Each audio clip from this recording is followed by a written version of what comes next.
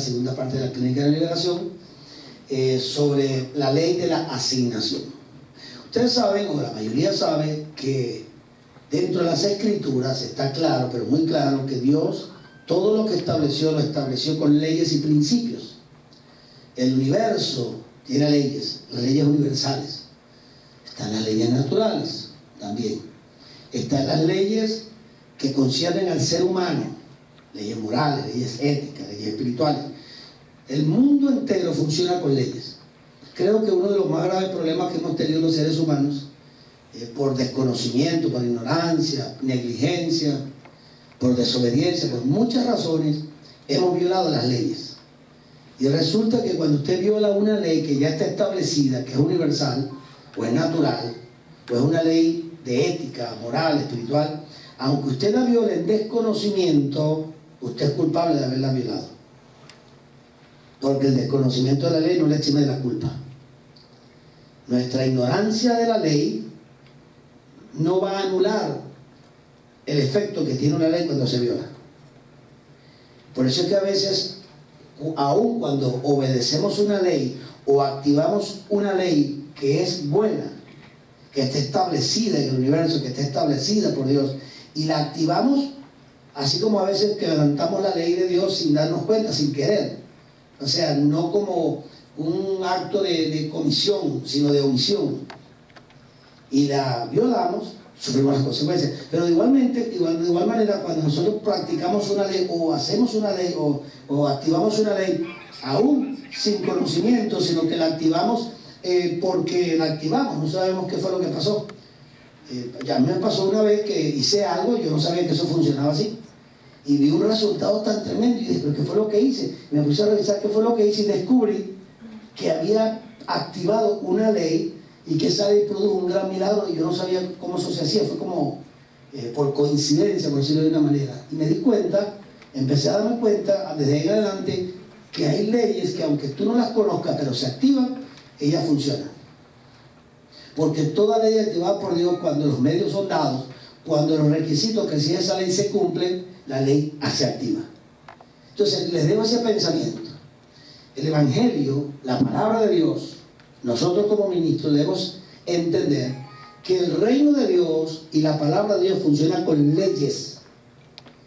Si conocemos las leyes, si practicamos las leyes, si estudiamos esas leyes y las guardamos, las respetamos y las obedecemos, nuestras vidas van a cambiar rotundamente en muchas áreas y vamos a ver un fruto y un progreso tanto financiero, espiritual, ético, moral, en la familia, en la congregación.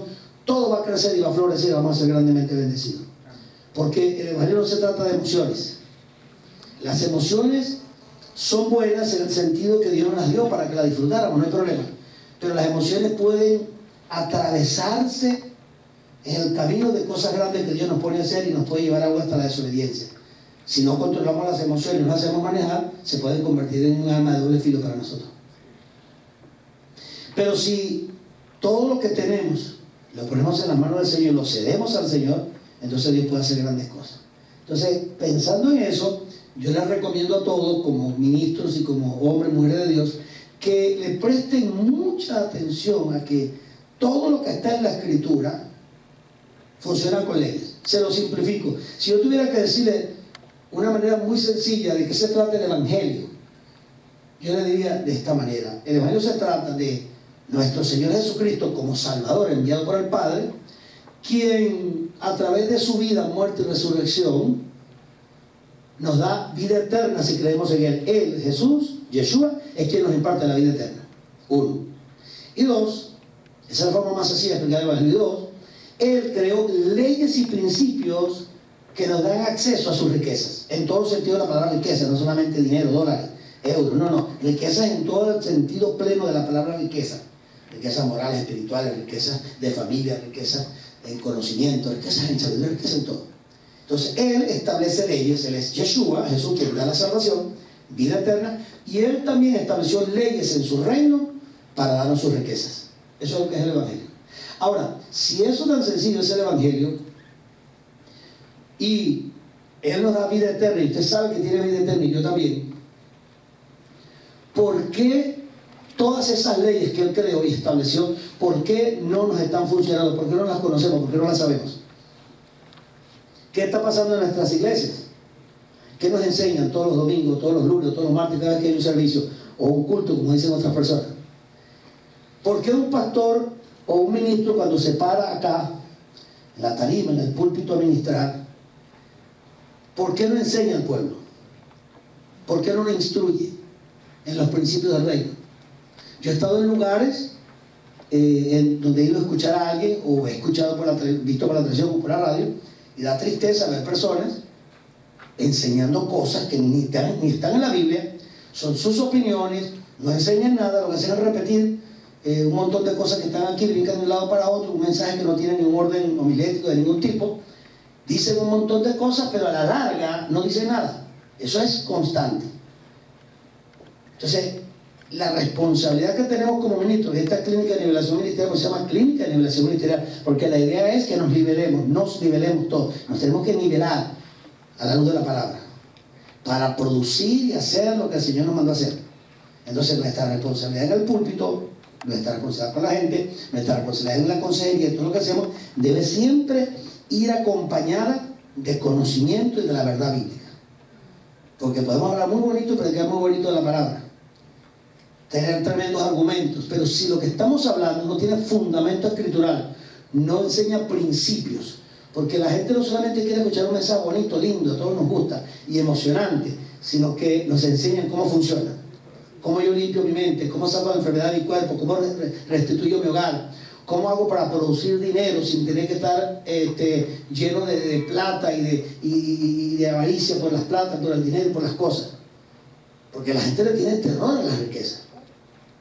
La gente fácilmente cree en un infierno y en un cielo, pero cuando le habla de riqueza se le paran los pelos, porque para algunas personas las riquezas son más feas que el diablo y el dinero es horrible. Sin embargo, trabajan 8 horas, 20 horas para hacer dinero y pagar su cuenta. Pues si es que la palabra de Dios estableció principios para que nosotros cubramos nuestros gastos, para que nosotros suplamos a nuestra familia, para que nosotros tengamos todo lo que necesitamos. Pero si tenemos una mala doctrina, una mala enseñanza sobre las finanzas, o no nos enseñan los principios financieros que establece la Biblia, entonces atacamos a todo el mundo. Hay gente que ve a una persona enseñando prosperidad y lo atacan, que es materialista, que es avaricioso, que lo que hace habla de dinero, pero es que el dinero es uno de los temas principales de la Biblia. El 20% de la escritura, 20% todo habla sobre finanzas, habla sobre los bienes materiales que debemos tener y la necesidad que tenemos de ellos. Ahora, yo pregunto, ¿aquí nadie le hace falta la plata? Aquí todos necesitamos dinero para sostener a nuestra familia, a nuestros hijos, para comer bien, para comprar un carro. ¿Cuántos quieren tener aquí un buen carro? ¿Cuántos quieren tener una buena casa? ¿Cuántos quieren tener a los hijos en la madre escuela? ¿Cuántos quieren vestirse bien? Todo. Entonces, ¿por qué se pone tan difícil con esa cuestión del tema del dinero? Porque la avaricia no es de Dios. Pero ¿quién tiene que? O sea, que tú para tener dinero y para hacer plata tienes que ser avaricioso. Todo el que quiera tener dinero tiene que ser un avaricioso. No, hermano. A veces que al que no quiera trabajar, que no coma. Y si te está diciendo que al que no quiera trabajar te está mandando a trabajar, si te está dando a trabajar porque vas a producir plata, entonces la plata no es del diablo. Entonces, es importante, hoy, uno de los principios importantes que les doy es, y recuerda esto siempre, si usted no trabaja con las leyes establecidas por Dios, tanto en el universo como en la tierra, como las leyes morales, espirituales, y no las conoce, y no sabe cómo funcionan, usted está bien extraviado, porque no sabe qué hacer y qué no hacer. Por eso vemos tanta gente pobre, arruinada, miserable, gente andando mal, gente con terribles problemas. Y Dios tiene solución para todas esas cosas. Dios no dio solución para todas esas cosas. Dios tiene principios. Desde el mismo día que se creó Adán, Dios puso todas las cosas en orden. Y eso es lo que vamos a hablar hoy. Eso es lo que vamos a hablar hoy. Entonces, la ley de la asignación. Todo llamado de Dios tiene un propósito en común, que es resolver problemas. ¿Por qué usted cree que el Señor nos llamó a nosotros al ministerio? Él nos llamó al ministerio porque hay una serie de problemas allá afuera, gente con problemas, gente con enfermedad, gente con divorciándose, gente con enfermedades terribles, gente con conflictos en el trabajo, gente con conflictos con los hijos, gente emocionalmente destruida, gente endemoniada. ¿Y para qué nos hace ministros? Para ayudar a la gente. nos transforma, nos cambia, nos llena de su poder, nos dice, miren, ahí tienen el poder del Espíritu Santo, sanen a los enfermos, liberten a los cautivos, oren por los necesitados, que nos está mandando a resolver problemas. Entonces todo ministerio, sencillamente, todo ministerio tiene un propósito común, todo, y es resolver el problema de los demás. Nosotros estamos llamados a resolver el problema de la gente. Ahora, si usted es un ministro, desde pastor, evangelista, maestro, profeta, apóstol, usted tiene un ministerio, a usted no le gusta resolver problemas, usted se equivocó de oficio. Ay, ¿por qué me está llamando tanto la gente? ¿Usted imagina yo que me moleste porque la gente me está llamando? Me está llamando porque tienen algún problema y necesitan hablar conmigo. Hay momentos que no puedo atender porque estoy ocupado en otras cosas, pero no es que no lo quiero atender, pero siempre y cuando yo pueda atender, yo atiendo mi teléfono. A veces me llaman, hace rato estaba estudiando y empezó una persona a llamarme varias veces y no le respondí porque estaba concentrado, le bajé el volumen porque no me dejaba concentrarme, porque no puedo. Si me pongo a hablar con una persona me desconcentro del trabajo que estoy haciendo. Solamente en esos casos que estoy totalmente escondido con el Señor, que estoy ocupado en algo que no puedo interrumpir, pues no atiendo a la gente. Pero de resto, si no estoy haciendo eso, ¿aló? ¿Quién es? ¿Cómo no, hermano? Vamos a orar, le bendigo, ¿qué necesita? Y oro por la persona. Ese es mi trabajo, ese es mi oficio, ese es mi don, eso es lo que Dios me mandó a hacer. Entonces, si a usted no le gusta que lo molesten, ni le gusta ayudar a la gente, ni le gusta orar por la gente, ni le gusta trabajar, entonces sábese al ministerio. Usted no fue llamado al ministerio, usted está en el lugar equivocado. Fuimos llamados a resolver el problema a los demás. Ese es nuestro oficio. Imagínense un psicólogo que usted lo llame, mire, quiero una consulta con usted, no, déjeme, estaba molestando. ¿Qué es lo que usted quiere? Bueno, que me entienda. ¿Y eso por qué? Yo estoy ocupado, yo no puedo atenderlo. ¿Usted para qué es psicólogo? ¿Y para qué tiene este número aquí? ¿Y para qué tiene un consultorio? Eso no es así. Entonces, nuestro trabajo es resolver problemas. Diga conmigo, mi ministerio me fue dado para resolver problemas. ¿Seguro que lo entendió? ¿Seguro que está claro con eso? Okay. Entonces, la asignación, todo llamado del Señor, en un hombre, en una mujer, tiene un propósito en común y es resolver problemas. Pero la pregunta es, ¿cuál es la voluntad de Dios? Porque cuando hablamos de la voluntad de Dios, ¿cómo sé yo cuál es mi asignación? O sea, mi ministerio, lo que Dios me dio. ¿Cuál es mi asignación? Eso lo tratamos en la clase pasada, el mes pasado, en esta misma clínica. ¿Cuál es la voluntad de Dios? Yo les mencionaba que hay una voluntad universal y una voluntad particular. La voluntad universal está en la Escritura. Aquí en la Escritura. Dice que Dios no quiere, ahí en 2 de Pedro 2:9, 3:9. Si no me equivoco, busquen, corroboren. En 2 de Pedro 3:9 dice que Él no quiere que nadie se pierda, sino que todos procedan a su conocimiento. A una versión dice a su arrepentimiento. Pero bueno, eso es una mala traducción. Todos procedan a convertirse. Arrepentirse y convertirse son dos cosas diferentes. A convertirse al Señor. Entonces, Él quiere, desea que todo el mundo se convierta a Él, sea transformado. Entonces, hay una voluntad universal que no tenemos que buscar dirección o preguntarle cuál es su voluntad, porque su voluntad es que estemos sanos, que estemos salvos, que salgamos del pecado, que salgamos de la iniquidad, del odio, del rencor. Esa es la voluntad del Señor, es una voluntad universal. Que todo esté en orden, que todo camine en unidad como tiene que ser, que todo camine en armonía. La voluntad del Señor es esa. Entonces, dentro de la Escritura hay una voluntad universal que usted debe saber. Usted no tiene que orar al Señor para ver si Él quiere que usted sea sano. Señor, voy a orar a ver si tú me quieres sanar. O voy a orar a ver si el Señor quiere sanar. No, el Señor dice en su palabra que por sus heridas en la cruz del Calvario Él nos sanó, llevó nuestras heridas, nuestra enfermedad, nuestra pobreza. Todo lo que Él se llevó a usted no le pertenece. Se llevó la enfermedad, se llevó la pobreza, se llevó la muerte, se llevó todo. Aún la muerte se la llevó. Dice que destruyó por medio de la muerte que tenía la autoridad de la muerte, el diablo. El poder de la muerte, el diablo, se llevó hasta la muerte. Eso te está diciendo que, aunque esto es un cuerpo de muerte, que no hereda el reino de Dios, eso está claro, pero aún así, tú no tienes que morir trágicamente, ni podido con una enfermedad. No tienes que morir así, porque Él te sanó en la cruz del Calvario. Tú puedes morirte sin necesidad de estar enfermo, porque la persona que está en el cielo no morimos, dormimos, y tú para dormirte no tienes que estar enfermo. No sé si me estoy dando a entender. Tú no tienes que para dormirte estar enfermo. El día que te toque irte, si Dios te aparece y que se acabó, porque tú tienes que, la única forma que Dios te puede sacar de aquí es con un tremendo cáncer, que te pudra, que estés todo enfermo, un accidente, un desastre de eso. No. Tú te puedes ir de aquí el día que te tienes que ir. Pablo Se fue el día que se tenía que ir. El Señor le dijo, vas a presentar tu vida de libación sobre sacrificio. Y le dijo cómo iba a morir. Eso es otra cosa. Si tú puedes decir, mira, vas a poner tu cabeza en una guillotina, eso es lo que te toca. Ese es el día de tu graduación, como pasó con Pablo. Pero eso es una decisión divina. Pero el hecho de que nosotros partamos de esta tierra ya es indicio claro de que hay una voluntad de Dios sobre nuestra vida y Él decide cuándo nos vamos. Pero no tiene que ser drásticamente, no tiene que ser que te corte la cabeza necesariamente. Pero si por la causa del Señor tenemos que poner la cabeza en una guillotina, bueno, porque el Señor, ¿qué vamos a hacer? O sea, no vamos a complicarnos la vida con eso, ¿ven? Simplemente aceptamos la voluntad del Señor en un momento específico que Él quiere que se haga así, pues Él es el que manda. Ahora, si usted no está claro con eso, entonces debe salir corriendo el Evangelio, porque su voluntad se va a hacer en usted.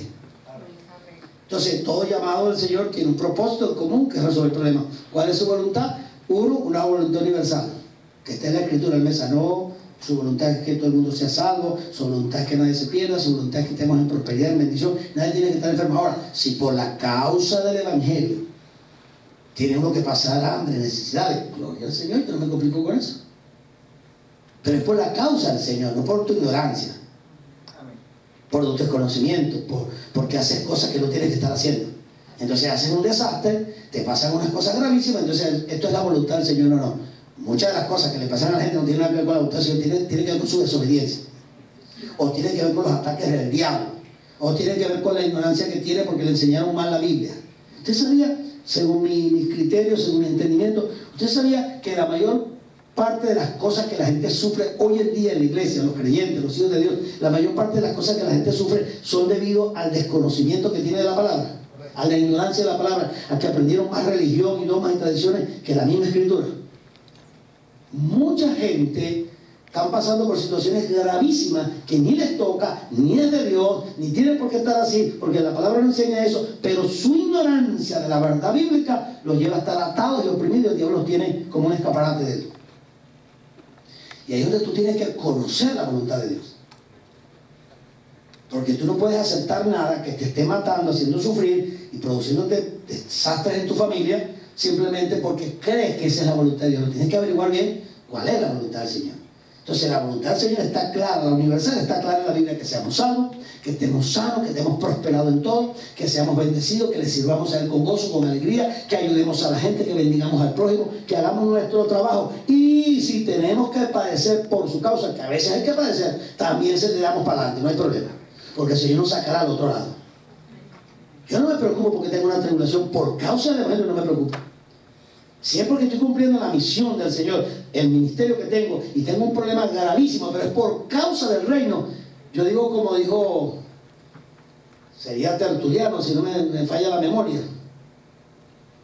Aquel hombre, creo que del segundo o tercer siglo, que lo iban a quemar en la hoguera, le iban a prender fuego por causa del Evangelio. Si no me falla la memoria, fue él. Y entonces los hermanos intercediendo ante el cónsul, procónsul, qué sé yo, romano, para que no lo quemaran, y él les contestó y le mandó una cartita diciendo que por qué hacían eso, que le dejaran a él el privilegio de morir por la causa del Señor, que él, ese era su deleite, morir, que le iban a quitar ese privilegio de morir quemado por la causa del Señor, que no intercedía, que tranquilo, que para él era un gozo morir por la causa del Señor, porque entendía que eso era un privilegio. Imagínense, Tertuliano. Esos son criterios profundos de lo que es el Evangelio. Cuando usted llega al punto donde usted está dispuesto, como el Tertuliano, a ser quemado y se siente honrado de esa muerte por el Señor, usted superó cualquier etapa. Usted no hay diablo que le meta el diente. Pero esa es la persona cuando entiende un ministerio, cuando entiende una asignación. Ay, ¿por qué te va a pasar tanta tribulación? ¿Por qué no el Evangelio? El Evangelio dice que tengo que ganar total prosperidad. Bueno, es que tú en una hoguera pues estás en perfecta prosperidad. ¿Cuál es el problema? Lo que pasa es que estás parado en una hoguera que te van a quemar por la causa del Señor, y para nosotros es un privilegio, que entendemos la obra del Señor, que nos quemen o nos crucifiquen o nos hagan lo que sea, por su causa, yo no tengo ningún problema. Ahora, hermano, pagar yo una cárcel, que me quemen por causa de una estupidez que yo no hice, eso es otra historia. Pero si hay que pagarla por la causa de Cristo, vamos a darle para adelante. Esos son casos extremos que suceden en muchas vidas. Pero por lo general esa no es la situación. Poner a la mayoría de la gente que ha existido en el mundo, la gran mayoría, viven unas vidas normales y pueden vivir sanos, en prosperidad, ayudando a mucha gente, bendiciendo a mucha gente, porque eso es lo que el Señor quiere en todos nosotros. Un plan claro y perfecto. Entonces, su voluntad personal ahora, particular, con cada uno de nosotros Él tiene un propósito. ¿Cómo yo descubro mi asignación? ¿Cómo yo descubro lo que Él me mandó a hacer a mí? ¿Cómo yo sé que Él me llamó a mí a ser un pastor, un evangelista, un maestro, un apóstol, un profeta? ¿Cómo sé yo que me mandó a trabajar en audiovisual, con las cámaras? ¿Cómo sé yo que me mandó a trabajar con el sonido? ¿Cómo sé yo que me mandó a trabajar en la música? En lo que sea. ¿Cómo sé yo que ese es mi oficio, que esa es mi asignación? Hay muchas formas de nosotros identificar el ministerio, el llamado que tenemos o la asignación que Dios nos dio. Muchas. Le voy a dar las básicas. Uno, cuando el Señor tiene un plan contigo, Él se te revela, te habla, te ministra, te trae la revelación de su voluntad para ti a través de su misma palabra, te puede hablar a tu espíritu, a través de un sueño, a través de una visión abierta, a través de una palabra en tu espíritu, y te la va confirmando y confirmando y confirmando, y te la muestra por todos lados donde ves, sabes a qué Señor. Yo cuando me convertí en el Evangelio a los 6 meses, 8 meses, quizás al año, ya me habían dado varias palabras proféticas, me habían tenido varios sueños, el Señor me había hablado y yo sabía el ministerio básicamente que tenía, sabía que tenía un ministerio y más o menos entendía en ese tiempo hacia dónde iban las cosas, teniendo un año en el Evangelio. Pero hay otras maneras también de afinar más el conocimiento en cuanto al propósito y al designio de Dios y a la asignación que tenemos. Y es que uno puede saber cuando uno tiene una asignación del Señor por varias razones. ¿Qué es lo que tú más odias? La injusticia. ¿Qué es lo que más odias? La gente que está enferma. No a la gente, sino a la enfermedad. Odias ver gente enferma, odias ver hospitales llenos de gente sufriendo, odias eso. Hay gente que odia la enfermedad y ver a la pobre gente sufriendo por causa de la enfermedad. Entonces, si una persona odia la enfermedad, debe ser que tiene un llamado a ser médico. Si una persona odia la injusticia, debe ser que tiene un llamado a ser abogado. No necesariamente, ¿verdad? Si una persona odia la pobreza, detesta la pobreza, entonces debes entender que el Señor tiene un propósito contigo para acabar con la pobreza. Y así sucesivamente. ¿Qué en tu vida te molesta más? ¿Qué en tu vida tú odias en el sentido de la palabra odiar? Pues que te molesta mucho. A mí me molesta mucho la injusticia. Me molesta mucho ver ministros sin conocimiento de Dios. ¿Sabes cosa que me indigna a mí? Ver una persona que es un ministro en la televisión, en la radio o en un sitio donde yo vaya a predicar y que no sabe de lo que está hablando. Está todo perdido, no entiende lo que está hablando, lo que hace repetir lo que otros dicen, y te das cuenta que lo que es una persona que está como buscando cómo sobrevivir. Está matando un tigrito con el ministerio, como decimos aquí en Venezuela, está haciendo algo por ahí para ganarse la vida. Entonces hablan y no saben lo que están hablando. O no son palabras de ellos, no son mensajes de ellos, no tienen un sentido, no tienen una pasión por lo que están haciendo. Otra de las cosas profundas para reconocer la voluntad del Señor es la pasión, hermano. ¿Qué te apasiona? Porque cuando tú tienes pasión por algo, eso marca la diferencia en cualquier cosa. Una persona sin pasión por algo, eso te da a entender que tú no fuiste llamado a eso. El hombre que tiene un llamado, la mujer tiene un llamado en algo específico, que Dios le pone un llamado y le da un llamado en algo, va a sentir una pasión al punto. El caso mío se lo digo, yo hablo de mí. Yo no puedo sentirme bien en ninguna parte donde yo no sienta pasión por lo que hago. Cuando yo voy a un sitio, oigo algo, veo algo, y me trae malestar, y me incomoda, me tengo que salir. O me ponen a hacer algo que no siento paz ni tranquilidad, ni siento que tengo pasión por eso, me salgo, eso no es lo mío. Donde tú sientas tristeza, enojo, en el sentido, cuando digo enojo, hay que interpretarlo bien, porque yo puedo sentir enojo contra algo, tener una aversión contra algo, y eso no quiere decir que rechace eso en el sentido de no tomarlo en cuenta. Puede ser que tenga una aversión contra algo y el Señor me está diciendo esa aversión que tienes contra eso porque te he llamado a solucionar ese problema. ¿Cómo? Puede ser que tengas una aversión contra algo. Por ejemplo, yo tengo una aversión terrible contra la idolatría, la brujería, la hechicería. A mí ese tipo de cosas me producen un malestar que yo, si estoy viendo una película, este soy yo, no soy usted. Yo estoy viendo una película y empiezo un acto ahí de brujería y invocar cosas, yo la cambio. Y enseguida no puedo, no soporto, el Espíritu Santo me siento mal y cambio la película. Ya cuando tengo una porción de esa, siendo una cosa muy fuerte, trato de aguantar un poquito, pero si ya la cosa la tengo que cambiar. Porque no soporto la idolatría, la hechicería del vierno, mi espíritu no soporta eso. O la injusticia. Yo ando en la calle y veo una injusticia y difícilmente no me meta. Pues si veo un hombre maltratando a una mujer o un niño y yo voy pasando y yo estoy viendo que lo está maltratando fuertemente, yo no puedo quedarme parado allí, aunque me meta, le digo que me meta, pues es mi naturaleza.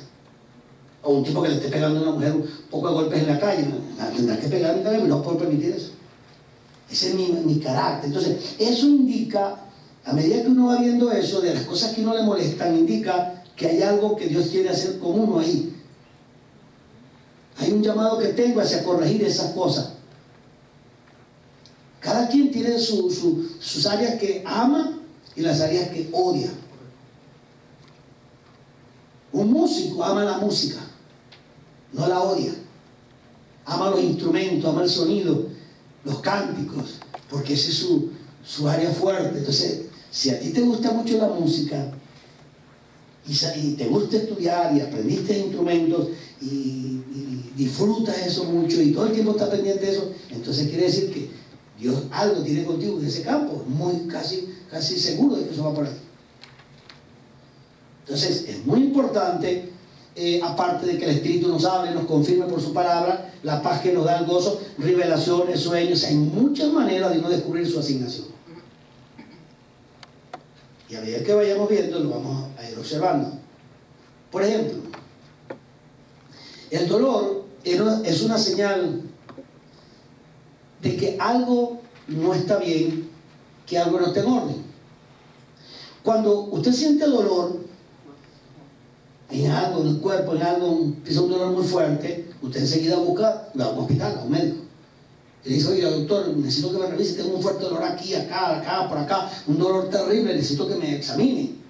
¿Qué te está diciendo ese dolor? Que algo no está en orden, que algo anda mal. Entonces ese dolor refleja algo que tu cuerpo está rechazando, que no está andando bien. Y eso te dice que hay algo que hay que ponerlo en orden. Cuando tú caminas hacia algo que vas a hacer y ese algo te produce mucha tristeza, es que algo anda mal. Si eso te produce tristeza, entonces no tiene nada que ver con lo que tú quieres hacer o deseas hacer. Porque algo que te produzca tristeza o dolor, tú no lo vas a hacer. Más bien, las personas huyen del dolor y corren hacia el placer. Esos son dos signos muy humanos y que están establecidos, por eso son signos divinos puestos en nosotros. Placer en el buen sentido de la palabra placer. Placer en el buen sentido de la palabra placer.